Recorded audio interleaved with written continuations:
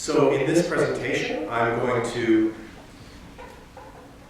talk a little bit about the background, the context that I'm speaking to you from. I'm going to talk a little bit about the history of game development, where it comes from.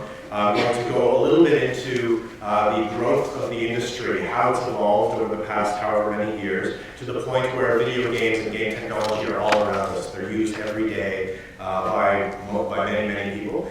And I'm going to touch on the research that's been done that shows the potential for games to be used in this particular context. Then I'm going to discuss, do a bit of an overview about the qualities and features of games and game technology that make them interesting to use in this particular context. So I'll touch on the technologies, so that's the hardware and software itself. Discuss a little bit about the mechanics. So those are things that a person can actually do in the game. When you say mechanics in a video game context, it would be, for instance, in Mario Brothers, the mechanic would be jumping. So what is it that you can do actually within the game context? And talk a little bit about the methodologies that games can bring to the table, particularly with respect to how it gets the users engaged with the product and how they take action very quickly in the game sort of context, as opposed to perhaps a situation where they need to learn something and you have to read and you have to absorb materials from a textbook or from a lecture, for instance, where you sort of absorb information and then potentially take action on that information that you've learned. Games very quickly to get you into actions. And then I'm going to give some examples of areas where I think games can bring a lot of value to positive health outcomes. There's a number of areas, but I'm just going to highlight three. I think games can contribute effectively to behavior change, skill development, and in particular, this is one that I don't hear mentioned a lot, and I think it's an important one, how games can bring new perspectives to the user in a number of different ways.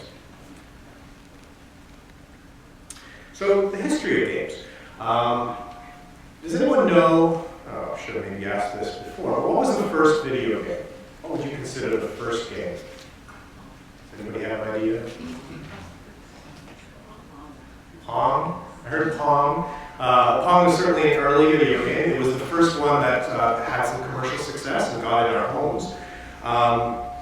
You can define video games in different ways, so it depends on sort of your definition of games. My particular definition would result in me saying that Tennis for Two in 1958 was the first video game.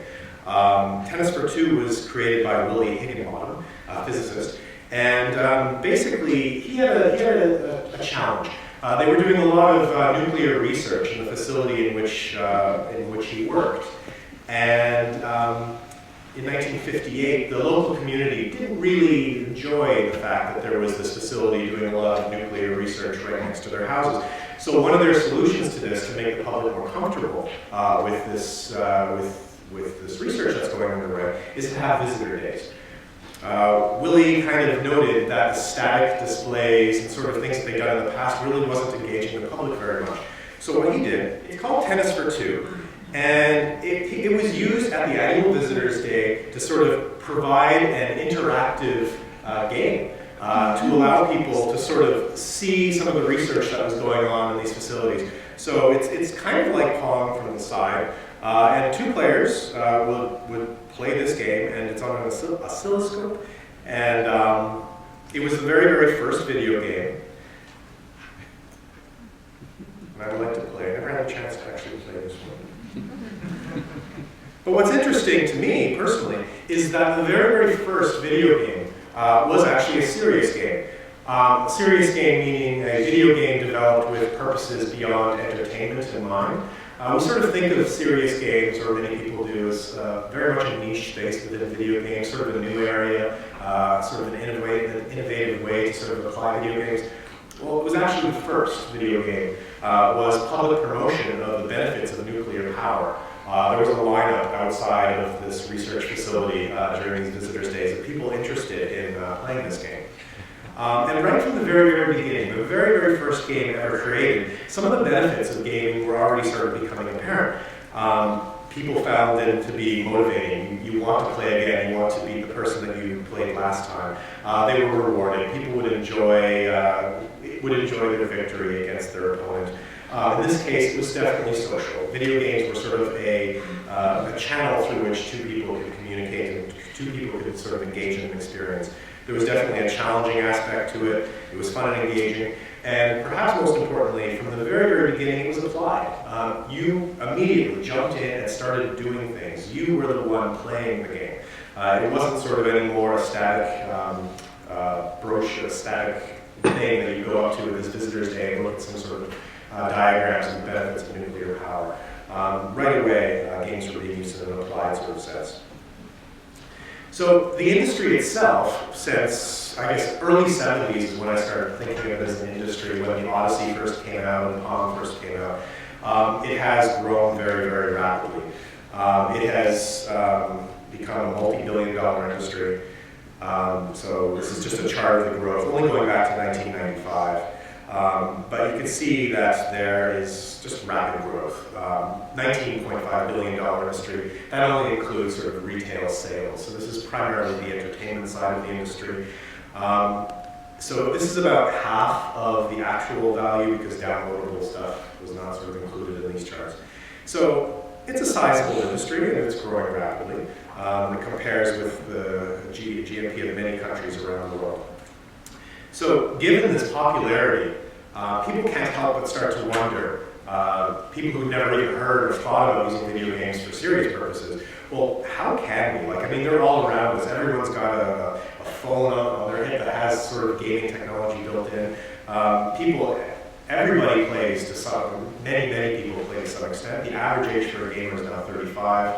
40% of the audience is women. So it's no longer just 13-year-old boys playing in their basement. It's very, very broad. The technology is very powerful. So what else can we use it for?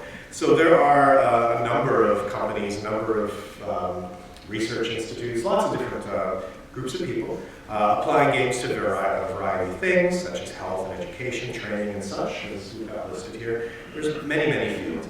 And to me, video games are a medium. That's all it is. It's a particular medium that has certain qualities that can bring benefit if used in the right way. So one question could be, well, do video games have positive effects on our health, and can video games be useful in improving health outcomes? So there's lots of work has been done on the research side of this. Certainly lots more could be done. It's still sort of an emerging field in the sense of measuring the efficacy of these products and such. But there has been a lot of work that has been done to this point. And I wanted to sort of highlight the work of Dr. Primack at the University of Pittsburgh. This is published in the June 2012 issue of American Journal of Preventive Medicine. So this particular study looked at 6 premium medical literature databases, and they reviewed 1,400 research projects, specifically around finding the ones that best address the question above of can video games sort of be used to contribute to positive health outcomes. So of those 1,400, they found 38 studies that, in their opinion, best provided insights into that particular question, and they explored those particular studies and looked at those in detail. So what this study found is up on the board. I'm not going to read through all the detail.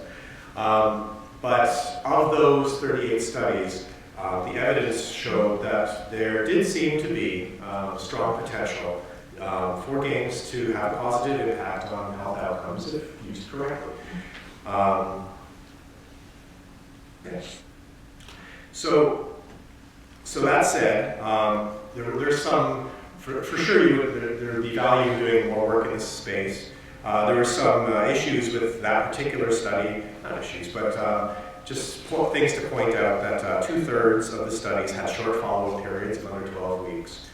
It's also worth noting that video games frequently involved sitting in front of a computer screen. And so there's downsides to that as well. Video games and too much engagement with digital products has been linked to inactivity and obesity and stuff. So we got to be careful about saying video games are certainly a solution to everything. They're not. It's a medium that has potential for positive health.